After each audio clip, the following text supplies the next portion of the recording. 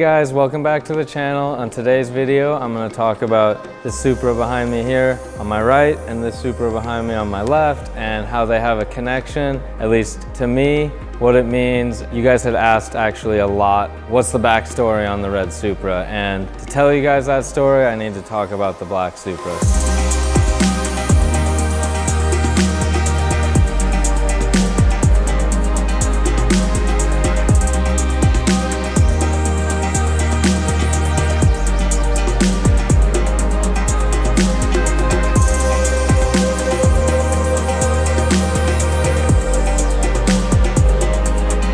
Let's go back a bunch of years. The black Supra I got in 2006. I was 21 years old. It was like my dream car at the time, it still is. Got that Supra, 98, 6-speed turbo. My buddy Zach, who was the previous owner of this car, lived in Washington still, but we were childhood friends growing up. We would talk and I was like, Zach, I got a Supra and I just finished it. Was at a shop for a long time. It's making 797 horsepower at the wheel, which was really exciting for me at the time in 2006, and I gotta give you a ride in it. The next time he was in California, which was periodically, Zach had gone to school down in San Diego for a while, and then he ended up moving back to Washington to finish, but he wasn't like a stranger to California. He was going places all over the place all the time. He came to Huntington Beach where I lived and I gave him a ride in this Supra and he was like, oh my gosh. He was kind of silent at first and I was like, oh, maybe it wasn't like fast enough, it didn't scare him. And then a couple minutes later or seconds later probably, he's like, I'm gonna get a Supra, I have to get one. And I was just thinking like, sure dude, like this was really big undertaking and took me a while to save up to get, and then I had to build it up. Anyways, a couple weeks later, Zach sends me a picture and he's like, look, I got a Supra. It's a 93 wingless, because he didn't like the wing.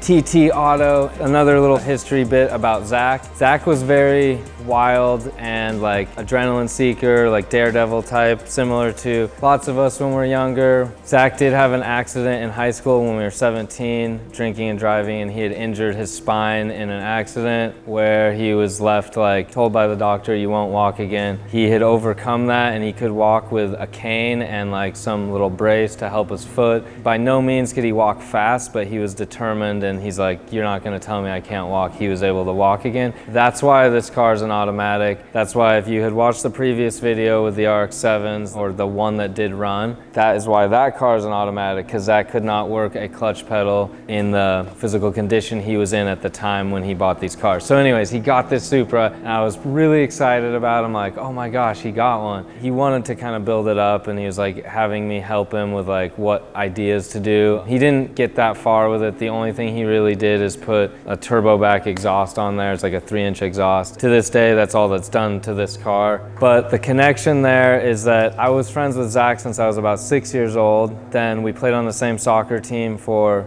I would think it's about 6-7 years. I could probably pinpoint it to exact amount. Anyways, like a lot of years on the same soccer team. We lived within like 2-3 miles from each other and like we'd hang out a lot. And then we did track and field when we were younger, and we ended up going to the Junior Olympics for track and field with a 4x4 relay with 2 other friends of ours. So then I have that memory with Zach. We were 10 years old when we did that and it was in Florida. So it was like pretty big memory. There's just a lot of sentimental feelings with Zach and this car, because the point I'm going to get to later is in 2011, Zach was still seeking adrenaline and having fun where he still could, because you know he's limited mobility. He would go skydiving quite frequently. He would just end up, when he lands, he'd have to land on his butt because his legs wouldn't support him to move that quickly when you come running to a stop from skydiving. But Zach, of course, would take it to another level and he would jump out, free fall for a while, open his parachute, disconnect from the first parachute and have a backup parachute, and then free fall again. And I kept telling him like, dude, that's sketchy, be careful, like, you know what could happen. He's like, yeah, I know what can happen, but you just think it's not gonna happen. You're in your 20s. Or anyways, in 2011, that did happen, where no one will know the exact reason because Zach isn't here to tell us, but he let go of the one parachute, free falling, opened the second parachute, or whatever reason he was not able to, and he came all the way to the ground, and that was it for Zach. When that happened, yes, I was devastated, and it's like a sad thing to have a childhood friend like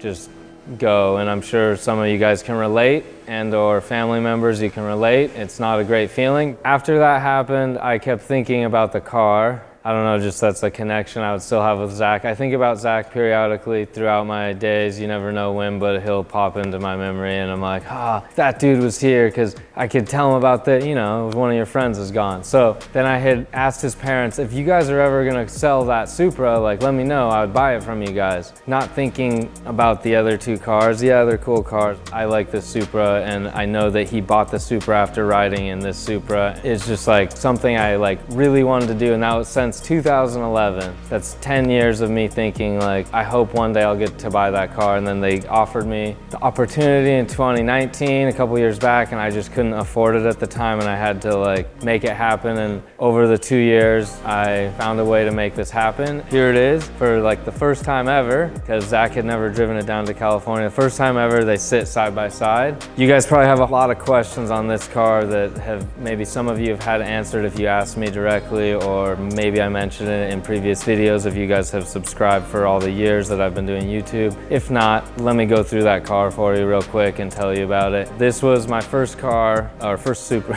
That'd be cool, your first car. This is my first Supra, 2006, like I had said, in February 21st on a Tuesday. Still remember it. It was a really cool day for me. I built up the motor and did whatever I was explaining. It had 797 horsepower. It was a pretty cool car. Had 44,000 miles, and I drove it around that first year for, let's say, 8 months. It was on the road, and then you want to redo everything and make it even crazier. And then the car had 48,000 miles. I put like 4,000 miles on it over the course of like 7-8 months or something. Then I wanted to upgrade and change and make it better. There's always a way to make cars better. It came all the way back apart, and it went to a shop called Twins Turbo for a long time. Took longer than I would have wanted, but such is the case when you build a car and things escalate and you like add and ideas wander. And then finally finished the redo of the car in 2010, the very like end-ish of 2010 kind of. It got done, and then it kind of sat because it was like too clean and nice, and I was like scared to hurt it. But the cool thing is, it was on the cover of Super Street magazine when they still had a magazine in 2011.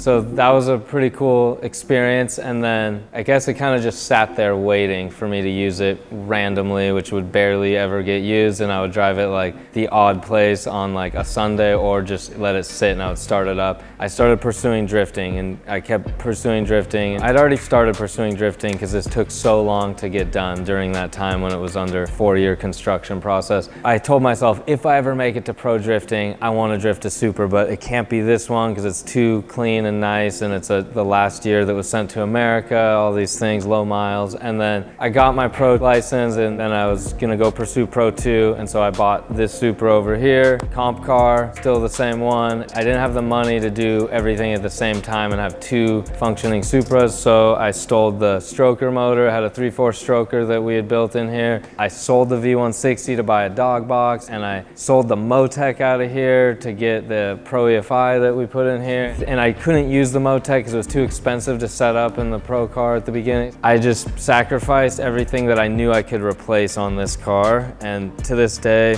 the car still does not have an engine in it.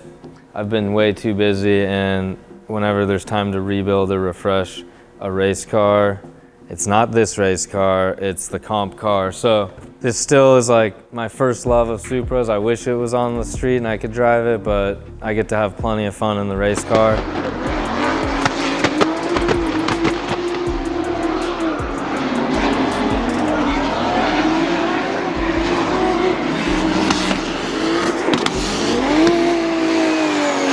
So that is the whole story behind this Supra to my buddy Zach. Zach's gone, unfortunately. It's a sad story, but then to be able to reunite them, it means a lot to me. And I think at first his parents needed to hold on to it till they were done grieving, and then now they're moved on. They're never gonna move on, but as far as they could, it's really cool that they gave me the opportunity to buy this from them. And now they sit here together. That's the story behind this car. If you guys didn't hear much about this car, it'd be kind of hard because I talked about it a whole lot in the last video, but it has 46,000 miles on it now. It's like really clean, fully stock except the like exhaust work that had been done to it. I'm just gonna leave it that way. I mean, I have a modified Supra, it doesn't need any changes, so it would just sit as is like this and drive it sometimes on the weekend. There you have the story of my first Supra, and then Zach the Supra, a little bit about the FD car and the history there. I hope you guys enjoyed it, and I'll see you guys next time.